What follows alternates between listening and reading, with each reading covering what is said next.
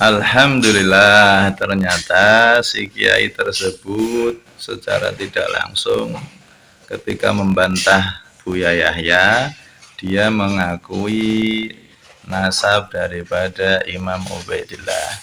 Ayo kita lihat buktinya. Kita langsung ke bagian yang terakhir dari bantahan tulisan kiai tersebut. Lalu bisakah at-tasamu' itu kemasyhuran intinya menjadi dalil bagi Ubaidillah sebagai anak Ahmad bin Isa, dikarenakan banyaknya orang yang hari ini menyatakan demikian? Jawabannya tidak bisa. Kenapa? Karena at-tasamu' kemasyhuran untuk orang yang sudah ratusan tahun disyaratkan tidak bertentangan dengan kitab nasab atau kitab sejarah pada zamannya. Kemudian dia mengutip satu marja' rujukan kitab, langsung aja kita baca. Ini saya baca Arabnya, kemudian terjemah dari kiai tersebut. Kita lihat. Atharus syuhrati wal istifadati.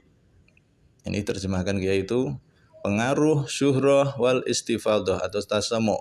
Kalau terjemahkan lebih ringan ya atharus syuhrati wal istifadati itu pengaruh kemasyhuran begitu. Liqabuli aw raddi rijali amudin nasabi. Diterjemahkan oleh kiai itu untuk qabuli diterimanya, aurodi ini ditinggal oleh kiai itu, ya tidak apa-apa langsung aja. Rijali tokoh-tokoh. Nah disinilah kesalahan fatal dari si kiai ini. Amudin nasab, amud tidak diterjemahkan.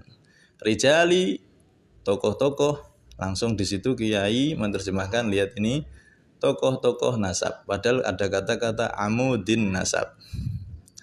Nah ini nanti beda jauh maknanya, bahaya ini. Tokoh-tokoh nasab, ayo kita ikuti dulu terjemah dari kiai. Pengaruh kemasyhuran untuk diterimanya tokoh-tokoh nasab itu jika di dalamnya ada nama yang tidak disebut dalam kitab-kitab nasab atau tarojim atau sejarah. Jadi intinya kemasyhuran seorang tokoh itu diterima jika tidak disebut dalam sejarah. Tokoh nasab ya. Nah, contoh di sini disebutkan, disimpulkan sama dia. Ketika Ahmad bin Isa telah disebut, inti punya anak 3, Muhammad Ali Husain. Maka kemasyhuran Ubaidillah sebagai anak Ahmad bin Isa di masa sekarang tidak bisa diterima karena bertentangan dengan tokoh. Nah, tokohnya dia Ahmad. Nah, ini memang tokoh nasab. Tapi perlu diketahui, Ahmad ini bukan tokoh tiang nasab. Lihat gambar berikut ini.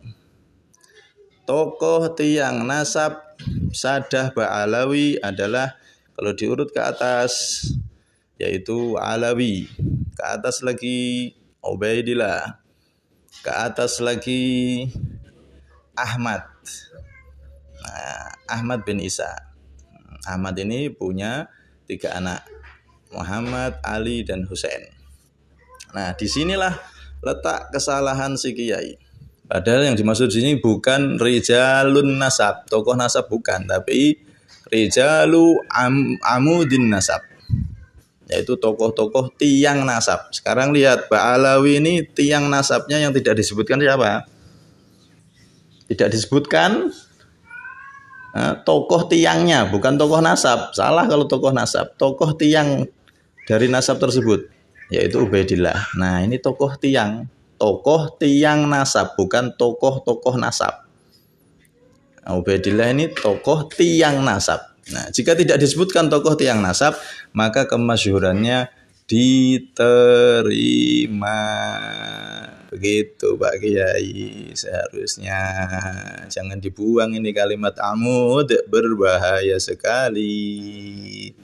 Nah, semoga ini jadi pencerahan. Intinya, jika ada tokoh-tokoh tiang nasab seperti Ba'alawi, tiang nasabnya Ubaidillah tidak disebutkan, maka kemasyhurannya diterima. Jadi ini bukan bantahan, malah justru menguatkan pendapat dari Buya Yahya yang sesuai dengan standar ulama yang pernah juga saya singgung. Dan ini justru menjadi pengakuan dari kiai tersebut bahwasanya tokoh tiang nasab yang tidak disebutkan dalam kitab yaitu Ubaidillah kemasyhurannya berpengaruh alias diterima. Ini pakai dalilnya kiai sendiri. Nah, ayo yang konsisten. Kalau pakai ini berarti kiai tersebut sudah mengakui Imam Ubaidillah. Faham ya ini? Yang paham kitab, yang bisa baca kitab pasti paham. Nah, yang nggak bisa baca kitab ya dibodoh-bodohi. Jadi intinya masalah nasab ini penentuannya ada dua. Satu, kalau tercatat di kitab-kitab sejarah, kitab nasab, ya mengikuti catatan. Tapi kalau tidak tercatat, maka kemasyhuran itu diterima.